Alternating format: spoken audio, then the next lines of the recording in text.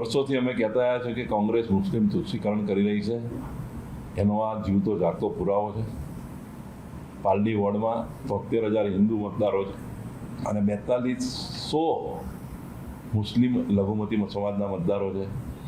મુસ્લિમોની પરિકલ્પના છે જુહાપુરાથી જમાલપુર વાયા પાલડી વાસણા. આ કોંગ્રેસ એને વેગ આપવા માટે એ એમને સિગ્નલ આપે છે કે અમે તમારી સાથે છીએ, આપ આગળ વધો. કારણ કે કોંગ્રેસની આ મત બેંક છે. જ્યાં જ્યાં મુસ્લિમોના બંચ છે ત્યાં કોંગ્રેસના કોર્પોરેટર છે, એ આપ સૌ જાણીએ છીએ. જે રીતે તમે રિઝર્વેશન પણ જુઓ, એમાં એસેન્ડિંગ અને ડિસેન્ડિંગ ઓર્ડરમાં રિઝર્વેશન પણ હોય છે. ઘણી બધી જગ્યાએ પોપ્યુલેશન ના હોય ત્યાં પણ રિઝર્વેશન હોય છે. જે નાગરિકો અમદાવાદમાં રહે છે એને પોતાનો રિપ્રેઝન્ટેશન કરવાનો અધિકાર છે અને કોંગ્રેસ એ રિપ્રેઝન્ટેશન કરવાના અધિકારને સમર્થન આપે છે. એમાં ગમે તેટલા વોટ હોય કે ના હોય, અમે લોકોએ ત્યાં એ લોકો વસવાટ કરે છે. એ બેન પોતે બહુ એજ્યુકેટેડ છે, એમણે આવીને પોતાની ઈચ્છા જાહેર કરી હતી અને એને લીધે અમે એમને ઉમેદવાર બનાવ્યા છે.